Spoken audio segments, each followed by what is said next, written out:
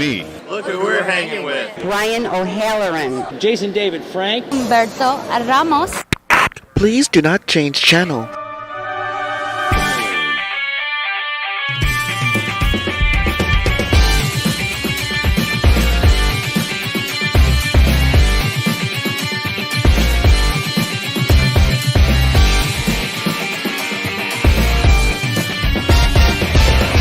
Hello, World Wide Web. Welcome to the Hanging With Web Show. I'm GW Pomichter. Thanks for logging on and tuning in. If you haven't yet, I don't know why you haven't yet, hit subscribe, hit the little bell. You can come back over and over again. We've got artists, authors, filmmakers, musicians, cosplayers, just creative people of all kinds, and we are here every single weekday.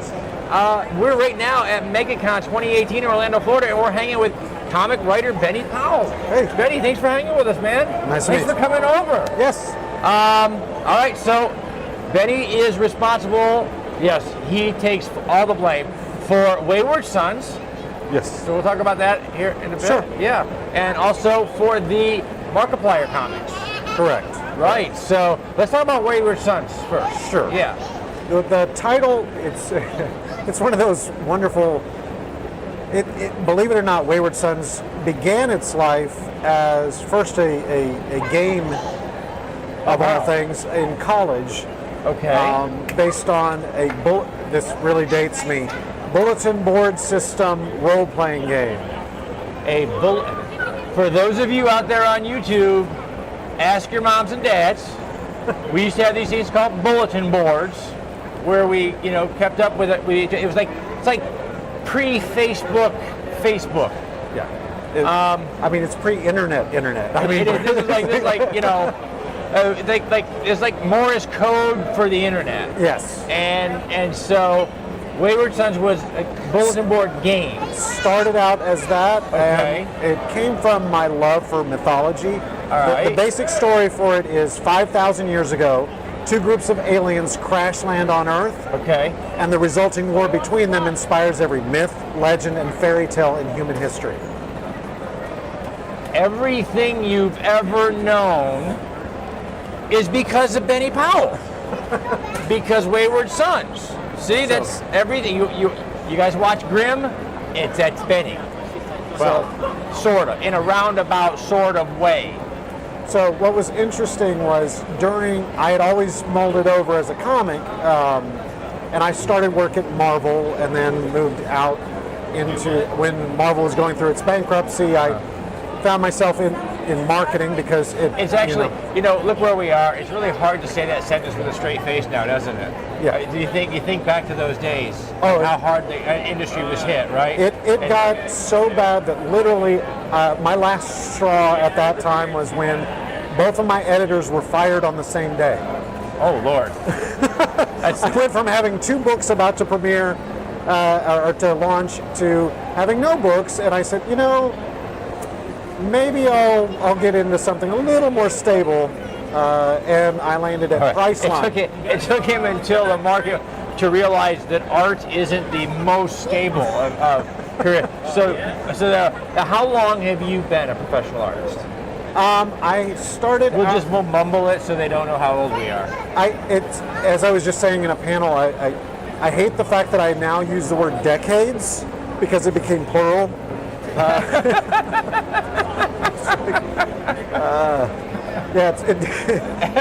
It's bad. That's an awesome segue because our next segment with Benny is going to be talking about his Markiplier comics. Sure. And the Markiplier comics is inspired by the YouTuber who is now the #1 YouTuber. According to Forbes. So a Markiplier, who is a YouTube gamer. He's a personality, entertainer, yeah. And so Benny has actually taken him on many an adventure in the comics. Yeah. So now, again, you can use the term decades when you talk about your art, and you are now writing for one of the hippest markets. Yeah, it's funny. See, old guys are hip. We're cool, baby. According to my kids, only because I work with Mark. Only because you work with Mark. According to my kid, you know, the little cosplay Michael, only because he works with Mark. Now I'm cool because he came on the show. See that? I don't know. It's like a proximity alert thing, right? Yeah. So how did that partnership come up? It's kind of a funny story. His brother, believe it or not, Thomas Fischbach, was Mark's real name is Mark Fischbach. So his brother Thomas Fischbach was actually the popular one. Believe it or not, he had broken records with several $100,000 he had raised on Kickstarter. And this is early days of Kickstarter. Those were those first ones when that was unheard of. Yeah, and like everyone's, what is a comic book called Two Kinds? So at our booth at San Diego Comic-Con, of course, he was working with us. We said, hey, come on out. And he goes, can I bring my little brother? You can put him to work. We're like, sure. You know, he's the star. Of course, you know, Tom's the star. He can have whoever he wants. And so we were at the same, so he comes and he's this bundle of energy. Hey, how you doing? You know. And I'll tell you what, we caught you guys out at San Diego 2 years ago. yeah. And bundle of energy is just it's not even descriptive enough, is it? This is a guy who is just always on. Yeah, I mean, he now gets to a point where he does have to actually breathe.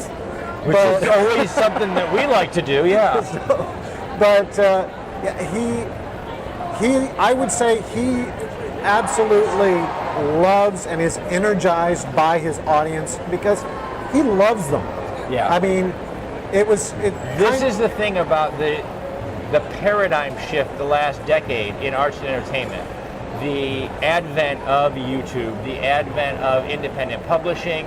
I know you've seen a lot of it in the independent comic market. Yeah, well, I mean, even with webcomics. You see, the shift in paradigm has made it so that our largest arts and entertainment professionals are fans at the core, and they're fans of their fan bases.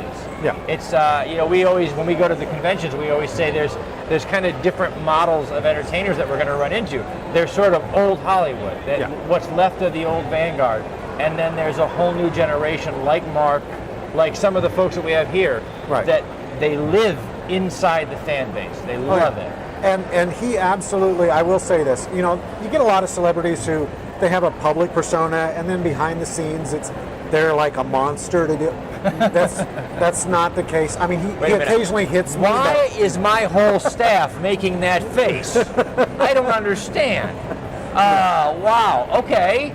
So, how many books do you have? How many Markiplier books do you have over there it's a 4-part series, but what we've done is we've got issues 1 and 2.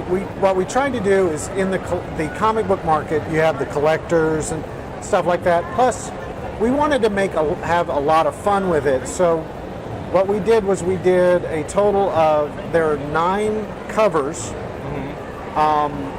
for the books, and on each one of those covers, it's like a parody of a movie poster. That's pretty awesome, actually. So, but what was the real trick was we tied the parody movie poster into what's actually happening in the book. Ask you, okay, so everybody, I was gonna say for those of you that don't know, but this is YouTube. Yeah. They know. Yeah. Markiplier is a personality. He's got a comic sharp wit and an energy about him, and he is a gamer. So he's gaming while entertaining you.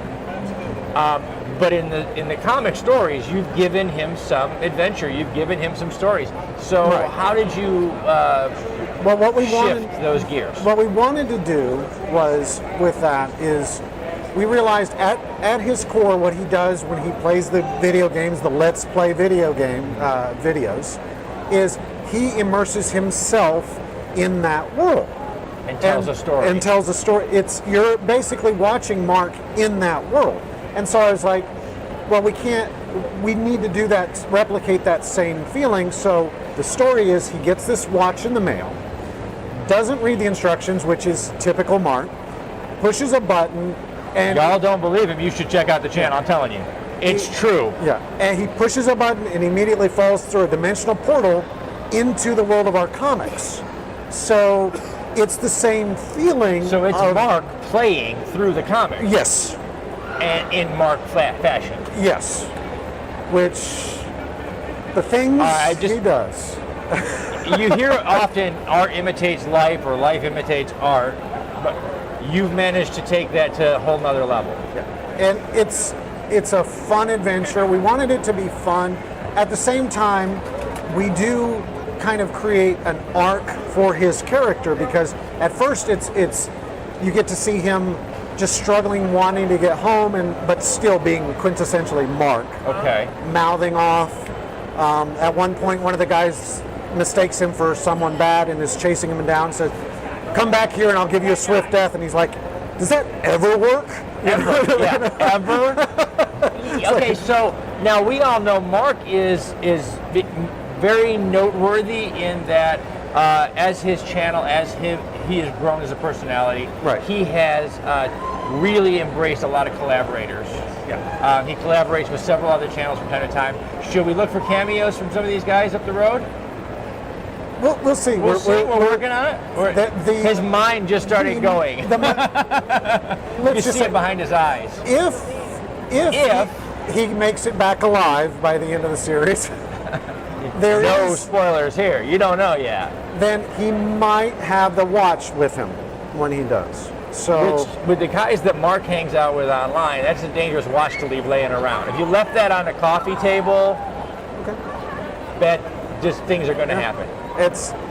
And let's just say even one of my this is not confirmed, I would love to see what would happen if Chica, his dog, his famous dog, got a hold of it. Yeah. See? And those of you who know the channel know, Mark is prone, he would leave that watch somewhere where somebody was bound to pick it up.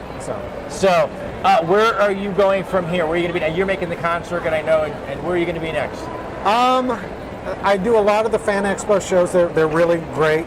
This is a great team to work with. They really are. They embrace all of us. Yeah. And they let us embrace our geekdom. Right. And I do know that it's up in the air whether I'll do San Diego this year. We've done San Diego since 2010. We have the opportunity to. It's just we've got a lot of big stuff going on. Do you remember when there was San Diego and there was New York and it was a small circuit, and now there are quite literally thousands of shows. Oh, you've got a half dozen every weekend. Yeah, it's amazing. Or more. You know, this is what happens when what was our geekdom, our subculture, has become popular culture. This is where people live now. You know, I laugh because I go, I was born way too early. I would have been very popular in high school. Yeah, no doubt. We would. I'd have had all the ladies, but sadly, that wasn't our world. We had to wait till we were middle-aged, young middle-aged. Well, I do have a beautiful wife, so I'll have to agree with you. Yeah. And she is a big geek. That's why she named our son's middle name is Gotham. So that is good parenting. Yeah. You're setting the bar high. I also do know that premiering, I believe, in New York Comic Con, we're scheduling a new book by Jamie Tyndall. He's the creator, famous YouTube, Xenoscope cover artist and things like that. And I'm the writer helping create that, and we're premiering. We've got the artwork here, but the actual book should be out. It's called White Widow. Wow. Now, I was going to say, we talked a little yesterday off camera, and you showed us one of your first pieces of art in a long time that you put together. That's the White Widow. And beautiful piece. We're going to go ahead and get one digital copy and spin that up. Sure. So everybody can see that. That's amazing. What's interesting is I hadn't done artwork in a long time, and Jamie, who is an artist, a phenomenal artist, he had eye surgery and was not able to do it. We were going to have the piece for here, and so he was like, "Sure, go ahead." Then he's just like, "You know what? I got this." So it's a beautiful piece. We can't wait to show everybody out there. That's my shut up card, so I think I'll listen to her this one time. Don't let it go to your head. We're going to say thank you, though, to our partners and our friends at Some Unique Magazine, Famous Faces and Funnies, Krypton Radio, Off the Chain Radio with author Yvonne Mason, our great friends at Space Coast Comics, our friends at Asylum Convention and Entertainment Services, and of course our new friends here at Fan Expo and MegaCon 2018. Thank you so much to Benny Powell for coming over and hanging with us a little bit. Remember, everybody, subscribe, log on, tune in, and see who we're hanging with next.